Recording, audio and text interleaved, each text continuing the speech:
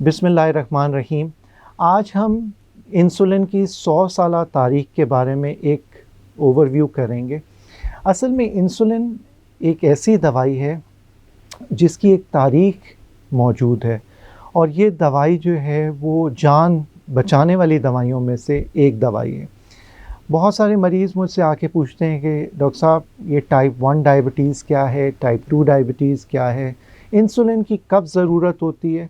तो आज इस प्रोग्राम में हम तफसील से डिस्कस करेंगे उस तारीख़ के बारे में कि इंसुलिन कब ईजाद हुई और उसके बाद क्या क्या उसके इफ़ेक्ट्स हुए, कब उसको इस्तेमाल में लाया गया, इंसुलिन पंप कब आया, ग्लूकोमीटर्स कब आए और इसके साथ साथ कौन सी इंसुलिन किस वक्त ईजाद हुई। तो आज से 100 साल पहले यानी 1921 में यूनिवर्सिटी ऑफ टोरंटो में दो साइंसदानों ने इंसुलिन की ईजाद की। तो आज से 100 साल पहले।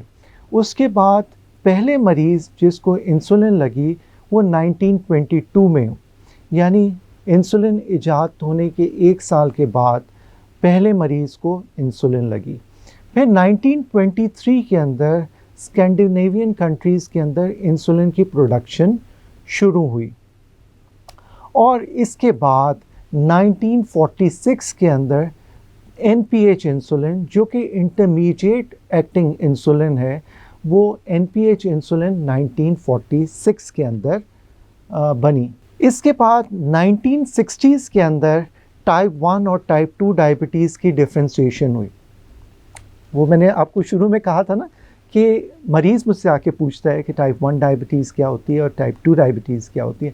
तो टाइप 1 डायबिटीज़ वो होती है जिसमें शुगर बहुत ज़्यादा होती है और इंसुलिन की ज़रूरत ही शुरू में हो जाती है, बिकॉज़ पैनक्रियाज़ जो हैं वो इंसुलिन बनाना ही बंद कर देते हैं। So type 1 diabetes usually adult age group, adolescent age group के अंदर होती है और एडोलेसेंट एज ग्रुप के अंदर पहली जो दवा होती है वो हमें इंसुलिन देनी पड़ती है टाइप 1 डायबिटीज़ के अंदर। टाइप 2 डायबिटीज़ वो होती है जिसमें शुरू में तो दवाइयाँ काम करती हैं, गोलियों के ज़रिए कंट्रोल हो जाती है इंसुलिन, फिर आहिस्ता आहिस्ता जो है बीटा सेल्स डिस्ट्रक्ट होते हैं और फिर हम इंसुलिन देते हैं ऐसे मरीज़ों को। तो ये जो डिफ्रेंशिएशन है टाइप 1 डायबिटीज़ की और टाइप 2 डायबिटीज़ की, ये 1960s में दरियाफ़्त हुई। उसके बाद 1970s के अंदर जो है वो ग्लूकोमीटर दरियाफ़्त हुआ। ये ग्लूकोमीटर वही ग्लूकोमीटर है जिससे आजकल हम शुगर नापते हैं, लेकिन ऐसा नहीं, बहुत बड़ा ग्लूकोमीटर था उस टाइम और ये 1970s में दरियाफ़्त हुआ। अब बात आती है HbA1c की। आपको पता है मरीज़ मुझसे आके पूछता है कि ये HbA1c क्या होता है। तो HbA1c 3 महीने की एवरेज शुगर है जो कि रेड सेल्स के ज़रिए हमें पता चलती है, क्योंकि रेड सेल्स का जो लाइफ स्पैन है वो 3 महीने का होता है। सो HbA1c का जो टेस्ट है वो 1970s में दरियाफ़्त हुआ और ये बहुत इम्पॉर्टेंट टेस्ट था जो कि आज तक चला आ रहा है और इससे पता चलता है कि 3 महीने में, पिछले 3 महीने में आपकी शुगर कैसी रही है। उसके बाद हम आते हैं 1982 में। 1982 में पहला जो है कमर्शियली अवेलेबल ह्यूमन इंसुलिन बनाई गई और ये उस वक्त एक मौजज़ा था कि ह्यूमन इंसुलिन 1982 में बन गई। उसके बाद 1983 के अंदर हमें पता चला कि इंसुलिन पंप क्या होता है और इंसुलिन पंप की ईजाद जो है वो 1983 के अंदर हुई। इंसुलिन पंप जो था बहुत बड़ा पंप था उस टाइम और ये आजकल बहुत छोटे फॉर्म में आ गया है। ये टाइप 1 डायबिटीज़ के मरीज़ों में यूजुअली हम यूज़ करते हैं। 24 आवर्स जो है इंसुलिन की जो ज़रूरत है वो इस पंप के ज़रिए मरीज़ को मिलती है। ये बात है 1983 की। फिर उसके बाद पेन फॉर्म के अंदर इंसुलिन जो आई वो 1985 के अंदर आई। मरीज़ मेरे पास आते हैं ना, कहते हैं कि ये इंसुलिन की जो सिरिंज है ये बहुत तकलीफ़ देती है, तो हम कहते हैं कि जी पेन इस्तेमाल कर लें। तो ये जो पेन की दरियाफ़्त हुई थी ये 1985 में हुई थी। फिर उसके बाद इंसुलिन मुख्तलिफ़ किस्मों की है। मैंने बताया कि ह्यूमन इंसुलिन दरियाफ्त हो चुकी थी। अब कुछ नई इंसुलिन आ गई हैं मार्केट में। तो 1996 के अंदर एनालॉग्स इंसुलिन की दरियाफ्त हुई।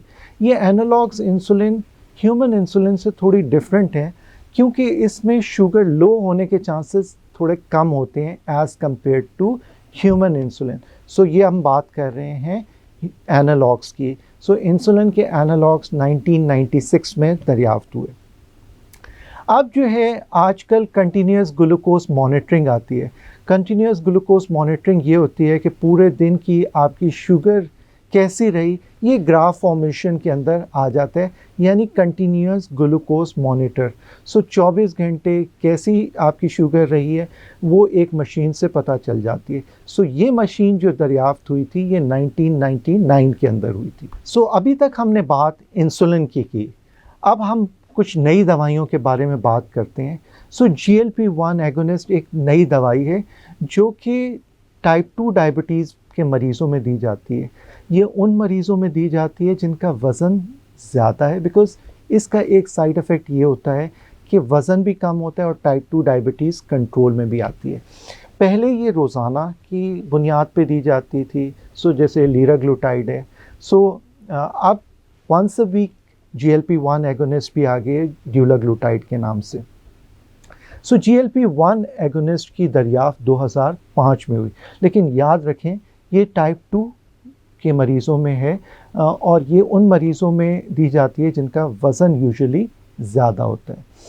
फिर हम बात करते हैं न्यू जनरेशन ऑफ एनालॉग्स की, और ये आहिस्ता आहिस्ता फिर तरक्की हुई 2005 के बाद, और एनालॉग्स में नई नई दवाइयाँ, नई नई इंसुलिन आने लगी। सो आज हमारे पास वैरायटी ऑफ इंसुलिन्स मौजूद हैं और आहिस्ता आहिस्ता उसमें दिन ब दिन नई तरक्की होती चली जा रही है। सो अब एक दफ़ा की इंसुलिन होती है जिसको लॉन्ग एक्टिंग इंसुलिन कहते हैं, 2 दफ़ा की इंसुलिन दी जाती है, 3 दफ़ा की इंसुलिन होती है, 4 दफ़ा की इंसुलिन होती है जिसको बेसल बोलस इंसुलिन कहते हैं। सो ये बहुत फिजियोलॉजिकल इंसुलिन है। जैसे नॉर्मल बंदे के अंदर हर वक्त इंसुलिन की प्रोडक्शन रहती है, हर खाने के बाद शुगर बढ़ती है, तो ऐसी फिजियोलॉजिकल इंसुलिन जो है वो बेसल बोलस इंसुलिन यानी 4 बार की इंसुलिन होती है। और अब तो हम टाइप 1 मरीज़ों के अंदर इंसुलिन पंप्स भी इस्तेमाल कर रहे हैं। सो ये insulin pump, glucose monitoring, HbA1c product, ये सारी बातें, जैसे HbA1c क्या है, कंटिन्यूस ग्लूकोज मॉनिटरिंग क्या है और इंसुलिन की दरियाफ्त कैसे हुई, ये सारा मैंने आपको तफसील से बताया। अब 100 साल हो गए इंसुलिन को दरियाफ्त हुए मरीज़ अभी भी शशोपंज में होता है कि इंसुलिन लगानी है नहीं लगानी। सो इस दौरान 100 सालों के अंदर इंसुलिन ने बहुत सी जानें बचाई हैं और ये एक बहुत अच्छा इलाज है। अगर आपका मौलिज कहे कि शुगर कंट्रोल नहीं हो रही डिस्पाइट दवाइयों के, सो आपको इंसुलिन की ज़रूरत है, तो दो राय नहीं है, आप इंसुलिन पे जाएं और अपनी ज़िंदगी को खुशो-खुर्रम तरीके से गुजारें, अपनी शुगर को कंट्रोल करें, वॉक, डाइट, एक्सरसाइज को अपनी ज़िंदगी का हिस्सा बनाएं। बहुत बहुत शुक्रिया।